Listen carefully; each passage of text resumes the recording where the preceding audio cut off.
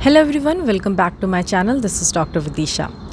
आज हम heart failure के बारे में थोड़ा सा जानेंगे। हार्ट फेल होना क्या होता है, इसके कितने टाइप्स होते हैं और इसमें क्या होता है, इसके सिम्टम्स क्या होते हैं और इसका क्या बचाव का उपाय होता है, इसके बारे में थोड़ा सा डिस्कस करेंगे। तो हार्ट फेलियर का मतलब ये होता है जब आपका हार्ट पर्याप्त मात्रा में आपके बॉडी के दूसरे पार्ट्स में ब्लड सप्लाई ना दे पाए, उस केस को हम हार्ट फेलियर में गिनते हैं। और हार्ट फेलियर की वजह से क्योंकि हमारा ब्लड सप्लाई रुक रहा है तो हमारे बॉडी का मेजर फंक्शन जो होता है वो डिस्टर्ब हो जाता है। और हार्ट फेलियर एक तरह का कलेक्शन ऑफ सिम्टम्स होता है या फिर एक कंडीशन है ये, जिसकी वजह से हमारा हार्ट वीकन हो जाता है।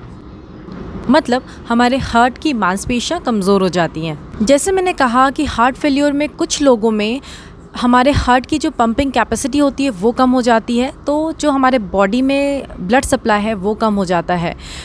और कुछ लोगों में क्या होता है कि हमारे हार्ट के अंदर ही ब्लड सप्लाई की कमी हो जाती है। मतलब हमारे हार्ट के आर्टरीज़ के अंदर अगर एथेरोस्क्लेरोसिस या फिर प्लाक फॉर्मेशन हो जाता है, आर्टरीज़ नैरो हो जाती हैं, तो उस केस में हमारे हार्ट के मसल्स को ही ब्लड नहीं मिल पाता, तो उसकी वजह से भी हार्ट फेलियर होता है। हार्ट फेलियर में या तो आपका left side of the heart affected होता है या तो right side of the heart affected होता है, या कई बारी दोनों साइड आपके हार्ट का अफेक्ट हो जाता है। और इसे हम दो तरह से और डिवाइड कर सकते हैं। या तो ये अक्यूट होता है, जैसे कि ये सडन हुआ, या फिर क्रोनिक, मतलब लंबे समय से आपके हार्ट में दिक्कत हो रही है, आपके हार्ट में प्रॉब्लम है, आपके हार्ट के मांसपेशियों में प्रॉब्लम है, या फिर आपके हार्ट के ब्लड सप्लाई में प्रॉब्लम है। अगर अक्यूट या सडन हार्ट फेलियर होता है तो उसमें सिम्टम्स आपके अचानक दिखते हैं और धीरे धीरे वो चले भी जाते हैं, जैसा कई बार हार्ट अटैक में होता है। या कई बार आपके हार्ट के वाल्व में प्रॉब्लम होती है, जो आपके हार्ट के ब्लड फ्लो को, आपके हार्ट के चेम्बर में जो ब्लड फ्लो होता है उसे कंट्रोल करता है।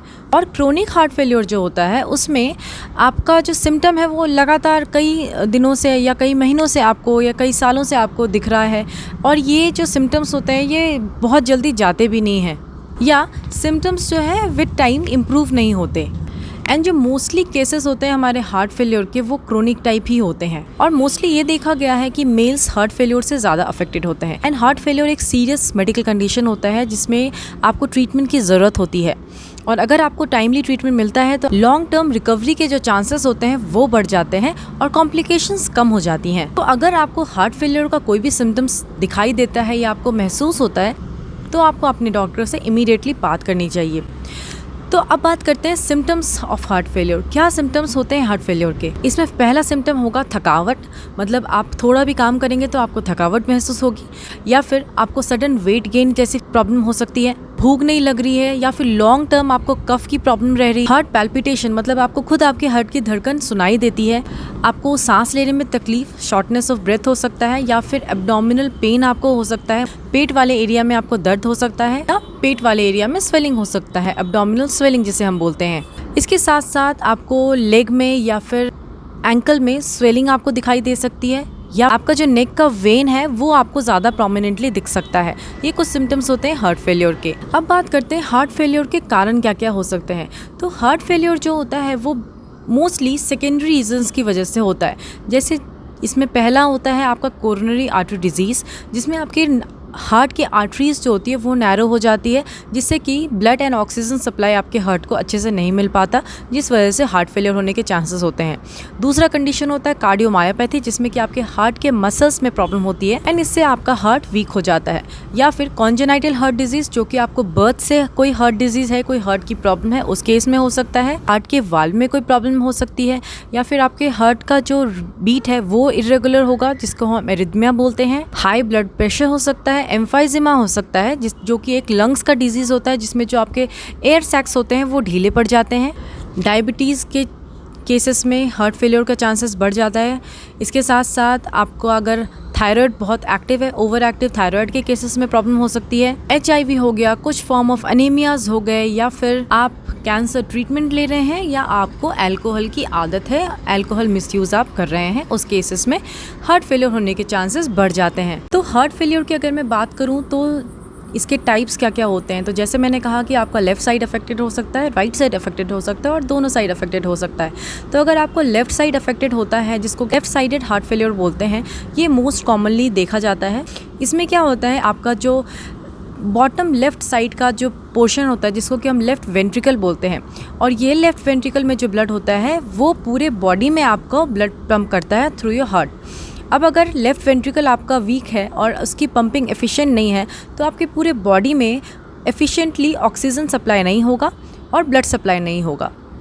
इसकी वजह से क्या होगा, अगर हमारा हार्ट पूरे बॉडी में नहीं कर पा रहा है ब्लड सप्लाई, तो वो ब्लड फिर हमारा लंग्स में चला जाता है, और लंग्स में जाएगा तो आपको शॉर्टनेस ऑफ ब्रेथ हो सकता है, या फिर आपको जो फ्लूइड रिटेंशन की प्रॉब्लम होती है वो हो सकती है। अब बात करते हैं राइट साइडेड हार्ट फेल्योर की। जो आपका हार्ट का राइट पोर्शन होता है जिसमें कि राइट वेंट्रिकल भी होता है, उसका काम होता है आपके ब्लड को हार्ट से लंग्स तक लेके जाना।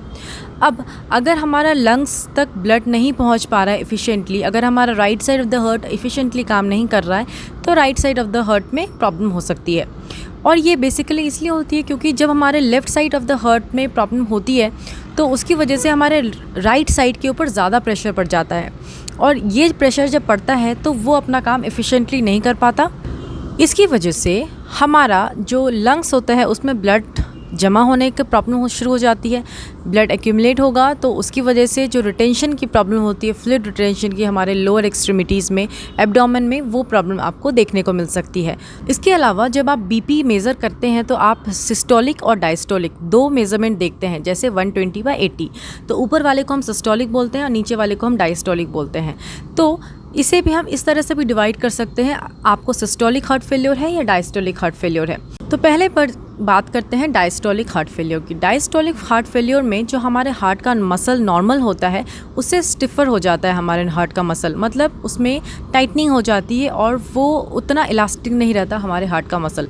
उसकी इलास्टिसिटी अगर लॉस हो गई है तो इसका मतलब जो हमारा हार्ट का फिलिंग कैपेसिटी है वो कम हो गया है। तो अगर हमारा हार्ट पूरी तरह से फिल नहीं होगा तो हमारे पूरे बॉडी में जब ब्लड है वो एफिशिएंटली नहीं पंप अप हो पाएगा, क्योंकि हार्ट में ही ब्लड कम है तो हमारे पूरी बॉडी में ब्लड कम जाएगा। इसको हम डायस्टोलिक डिसफंक्शन बोलते हैं, और ये डायस्टोलिक डिसफंक्शन की वजह से हमारे बॉडी के अदर ऑर्गन्स में ब्लड सप्लाई की कमी हो जाती है, एंड इस तरह का हार्ट फेल्योर फीमेल्स में ज़्यादा देखा गया है। नेक्स्ट बात करते हैं सिस्टोलिक हार्ट फेल्योर की। Systolic is the upper one. Systolic heart failure तब होता है जब हमारा हार्ट मसल, क्योंकि हमारा हार्ट मसल में कंट्रैक्शन होता है, जब आप मतलब आपका दिल धड़कता है तो उसे हम कंट्रैक्शन ही बोलते हैं। तो अगर हमारे हार्ट की कंट्रैक्शन की कैपेसिटी कम हो जाती है तो उसे हम सिस्टोलिक डिसफंक्शन बोलते हैं। एंड ये सिस्टोलिक कंट्रैक्शन हमारे बॉडी में इसलिए ज़रूरी है क्योंकि जब कंट्रैक्शन होता है, मतलब सिकुड़न होती है, तो ऑक्सीजन रिच ब्लड है वो हमारे बॉडी से हार्ट में जाता है। एंड ये प्रॉब्लम तब होती है जब हमारा हार्ट वीक होता है और एनलार्ज होता है, और ये मोस्टली मेल्स में देखा जाता है। अब जब मैंने टाइप्स की बात कर ली तो अब बात करते हैं कि हार्ट फेल्योर डायग्नोज कैसे होता है। अगर आपको इस तरह का कोई भी सिम्टम नज़र आ रहा है तो डायग्नोसिस का पहला तो फिज़िकल एग्जामिनेशन होता है। आप डॉक्टर के पास जाएंगे, डॉक्टर आपको फिज़िकली एग्जामिन करेंगे, जैसे आपके लेग में स्वेलिंग है या नहीं है, आपके हार्ट का रेट रेगुलर है या नहीं है, आपका जो नेक वेन्स है वो बल्जिंग है या नहीं, इस तरह की चीज़ें डॉक्टर्स देखते हैं। नेक्स्ट इकोकार्डियोग्राम आपका डॉक्टर करते हैं, जिसमें साउंड वेव यूज़ होता है to create the picture of a heart, and ये बहुत इफ़ेक्टिव वे है हार्ट फेल्योर को जांच करने का। और ये जब डॉक्टर जांच करते हैं तो डॉक्टर आपके हार्ट में कितना डैमेज हुआ है ये इवैल्यूएट करते हैं। इसके साथ साथ इसका कोई अंडरलाइंग कॉज तो नहीं है, मतलब किस वजह से आपको हार्ट में ये प्रॉब्लम हो रही है वो देखते हैं डॉक्टर। इसके साथ साथ और आपको डॉक्टर्स टेस्ट एडवाइस कर सकते हैं, जैसे चेस्ट एक्सरे हो गया, या फिर MRI हो गया हार्ट की, या फिर आपके हार्ट के आर्टरी का एंजियोग्राम ले सकते हैं। आपके हार्ट या आपके थाई एरिया से एक कैथेटर पास किया जाता है आपके हार्ट के वेसल्स में, ये देखने के लिए कि आपके हार्ट के ब्लड सप्लाई में कोई प्रॉब्लम तो नहीं है, उसका रेट क्या है, कोई ब्लॉकेज तो नहीं है। इसके साथ साथ स्ट्रेस एग्जामिनेशन कर सकते हैं, जिसमें कि आपको ट्रेडमिल में या फिर अदर एक्सरसाइजेस करके आपके हार्ट का रेट देखा जाता है, आपके हार्ट की रिदम देखी जाती है, और आपके हार्ट का फंक्शन देखा जाता है। अब एक क्विक रिव्यू देती हूँ मैं आपके हार्ट फेल्योर के ट्रीटमेंट का, कैसे कैसे डॉक्टर आपके हार्ट फेल्योर को ट्रीट कर सकते हैं। तो उसका सबसे पहला काम होता है मेडिकेशन के थ्रू, जो आपके हार्ट की एबिलिटी टू पंप, जो वो लॉस हो चुका है उसे इम्प्रूव करता है, या फिर आपके हार्ट में कोई क्लॉटिंग है तो उसे रिमूव कर सकता है, कोलेस्ट्रॉल लेवल रिमूव करने के लिए, या फिर अगर ज़रूरी हो तो आपके हार्ट रेट को रिड्यूस करने के लिए। फिर ज़रूरत पड़ने पे सर्जरी भी एडवाइस की जा सकती है, जैसे बाईपास सर्जरी हो गई, एंजियोप्लास्टी हो गई। और भी बहुत कुछ। अब बात करते हैं कि हार्ट फेलियर को हम प्रिवेंट कैसे कर सकते हैं, इसको कैसे प्रिवेंट किया जा सकता है। तो इसमें पहला तो रीज़न होता है कि आप अपनी जो हैबिट है उसे आप चेंज कर सकते हैं, जैसे स्मोकिंग लिमिट करना, अल्कोहल यूज़ को लिमिट करना, हाई फैट फूड को अवॉइड करना और गेटिंग एडिक्वेट स्लीप। नेक्स्ट बात करते हैं, अगर हार्ट फेलियर आपको हो रहा है तो उसके कॉम्प्लिकेशंस क्या क्या हो सकते हैं। तो उसका सबसे पहला कॉम्प्लिकेशन हो सकता है आपको कंजस्टिव हार्ट फेलियर। ये एक कंडीशन होता है जिसमें ब्लड एंड फ्लूइड का एक्यूमुलेशन हो जाता है आपके बॉडी के अदर पार्ट्स में, जैसे लंग्स हो गया, लिवर हो गया, और ये एक लाइफ थ्रेटनिंग कंडीशन होता है। साथ साथ हार्ट फेलियर की प्रॉब्लम हो सकती है, हार्ट अटैक की प्रॉब्लम हो सकती है।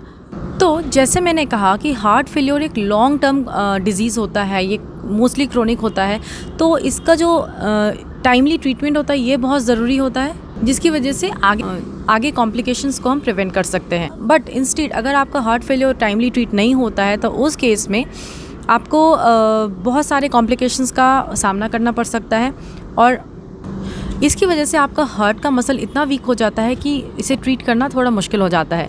तो इसीलिए ये एडवाइस किया जाता है कि क्योंकि हार्ट फेलियर किसी को भी हो सकता है तो इसे अर्ली रिकॉग्नाइज़ करना बहुत ज़रूरी है। एंड इसके साथ साथ आपको लाइफ लॉन्ग हार्ट को प्रिवेंट करने के लिए जो प्रिवेंटिव मेजर्स अभी मैंने बताए, चाहे आपके लाइफस्टाइल को लेकर हो, चाहे आपके डाइट के मॉडिफिकेशन को लेकर हो, वो आपको हमेशा फॉलो करना चाहिए। And you should always contact your doctor अगर आपको ऐसी कोई प्रॉब्लम होती है जिसमें कि आपको हार्ट से रिलेटेड कोई भी प्रॉब्लम आप फेस कर रहे हैं तो। सो आई होप आपको ये वीडियो अच्छी लगी हो। अगर अच्छी लगी तो प्लीज़ लाइक कीजिएगा, शेयर कीजिएगा एंड सब्सक्राइब कीजिएगा। Thank you.